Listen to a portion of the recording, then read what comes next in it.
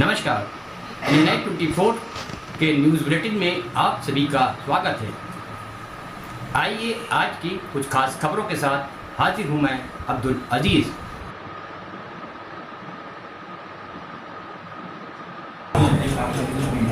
चौथे चरण के मतदान में अब कुछ ही घंटे बचे और समाजवादी पार्टी ने पूरी तैयारी पूरी कर लिया है। इस बार चुनाव जनता लड़ रही है। आज खास तौर पर अपने सम्मानित पत्रकार साथियों को बुलाने की आवश्यकता हमने इसलिए महसूस किया कि चुनाव आयोग एक संवैधानिक संस्था है,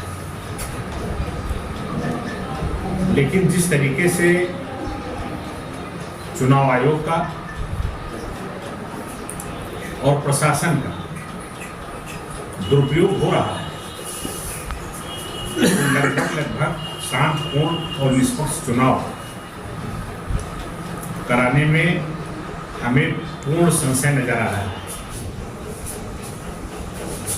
अभी तीसरे चरण तक मुरादाबाद, संभल और अल्पसंख्यक बहुल इलाकों में जिस तरीके से पुलिस ने लाठियां भांज करके मतदाताओं को बूथ से भगाने का काम किया और हमारे लोकतंत्र के चौथे स्तंभ ने उन सारी चीजों को पूरे देश के सामने रखने का काम किया, इसके भी बाद इन सब बातों के बाद चुनाव आयोग ने उन घटनाओं का कोई संज्ञान नहीं लिया।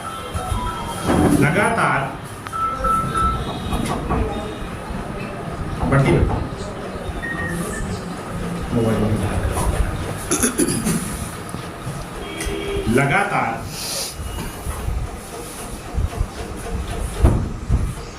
वोट प्रतिशत हर चरण में कुछ न कुछ कम होता है। उसके पीछे सिर्फ ये है कि समाजवादी पार्टी को जो लोग वोट दे रहे हैं उन वोटों को सुनियोजित ढंग से रोकने का काम हो रहा है। बहराइच जनपद में बौंडी थाना अध्यक्ष राय साहब 5 फरवरी को अपने दल बल के साथ वो वहां के विधायक के साथ सुल्तानपुर भ्रमण कर रहे थे। पूरी वर्दी में उनके एक सब इंस्पेक्टर अपना सर्विस रिवॉल्वर लिए हुए थे और सिपाही राइफल लेकर के गए थे विधायक का रुतबा बढ़ाने के लिए सुल्तानपुर।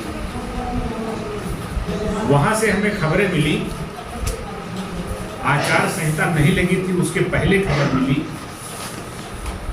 कि इतना गहरा संबंध विधायक और थानाध्यक्ष के बीच में है कि इनको अगर चुनाव के दौरान हटाया नहीं गया तो महसी में निष्पक्ष चुनाव नहीं हो सकता है।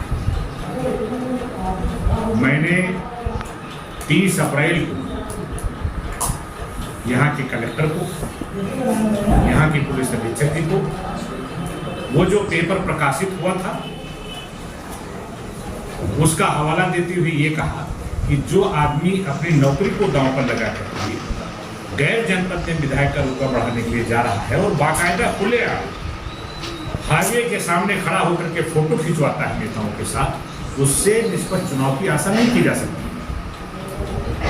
पुलिस अधीक्षक महोदय ने यहाँ की जिलाधिकारी जी ने आश्वासन दिया कि हम इस संबंध में उचित कार्रवाई करेंगे और निष्पक्ष चुनाव कराएंगे, आप परेशान नहीं।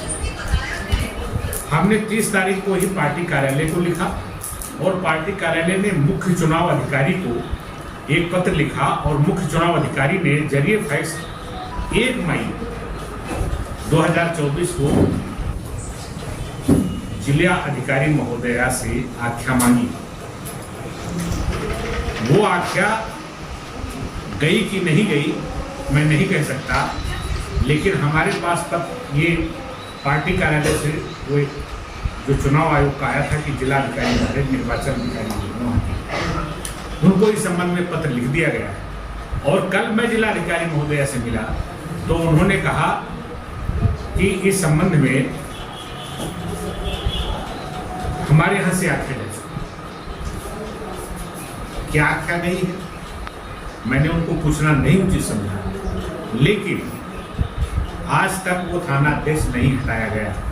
मैंने कल जो यहाँ के पर्यवेक्षक हैं, चुनाव पर्यवेक्षक, पुलिस और सामान्य दोनों पर्यवेक्षकों से हमने और हमारे जिला उपाध्यक्ष ने संयुक्त रूप से मुलाकात करके एक कॉपी दिया था, और पहले जो हम 30 अप्रैल को दे चुके थे, मुख्य चुनाव आयोग को दिया, मुख्य निर्वाचन अधिकारी उत्तर प्रदेश को दिया, वो सारी कॉपियाँ इंक्लूड करके मैंने उनके सामने रखा।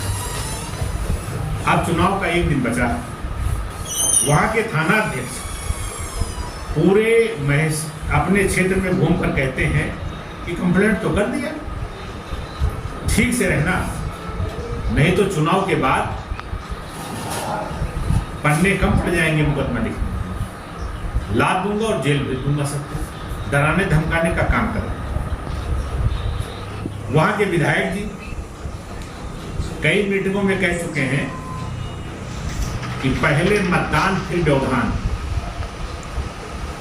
आप लोग पहले वोट डाल दीजिए और इसके बाद बवाल कर दीजिए ताकि वोट न पड़ सके। इस बात को भी मैंने चुनाव पर्यवेक्षक को, सामान्य और पुलिस अधीक्षक और जिलाधिकारी को मैंने बताया कि एक साजिश मटेरा के लिए की जा रही है कि माइनॉरिटी का इलाका है तो वहाँ लोगों के वोट न पड़ने दिए जाएं, तो वहाँ भी ये प्रशासनिक दुरुपयोग करने की पूरी आशंका है। इस संबंध में हमने आप लोगों से इसलिए बात करना उचित समझा कि आप चौथे स्तंभ हो, लाख चीजें बिगड़ चुकी हैं, लेकिन अभी बहुत कुछ हमारे मीडिया के साथियों का चरित्र बचा है, क्योंकि लोकतंत्र बचाने का आखिरी हथियार आप हो। इसलिए आपके सामने मैंने जो चीजें हो रही हैं उनके संबंध में बताना उचित समझा।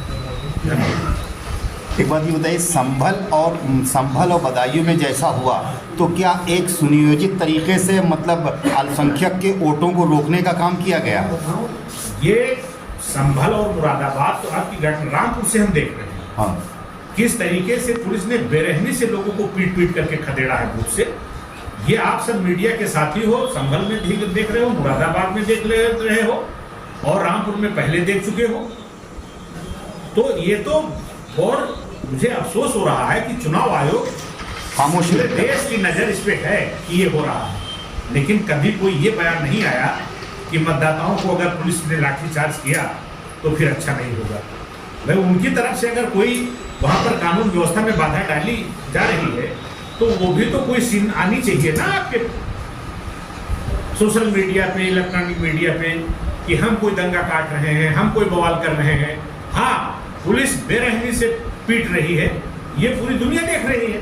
चुनाव आयोग नहीं देख रहा है क्या? चुनाव आयोग को भारतीय जनता पार्टी ने हाईजैक कर रखा है। यानी महसी और मटेरियल। मैं इस बात को स्पष्ट रूप से अभी कहने में अपने को असहज पाता हूँ, लेकिन ऐसी मुझे आशंका है जो चीजें दिख रही हैं, जो मेरे सामने अभी तक आ रहा है। मैं भी हमने कल जैसा बताया सामान्य परीक्षक को और पुलिस परीक्षक को दिया है।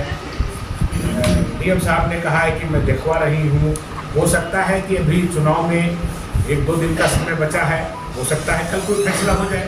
अगर नहीं हो तो ये आशंका मुझे बलवती हो जा रही है कि संभवतः चुनाव को निष्पक्ष लोग होने नहीं देंगे। तो क्या सत्ता पक्ष के विधायकों के साथ यहाँ के प्रशासन चल रहा है? चल रहा है।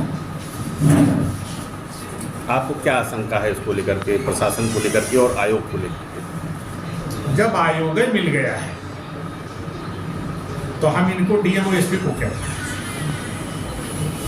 आयोग ने आज तक संज्ञान नहीं लिया कि संभल में क्या हुआ, मुरादाबाद में क्या हुआ, रामपुर में क्या हुआ।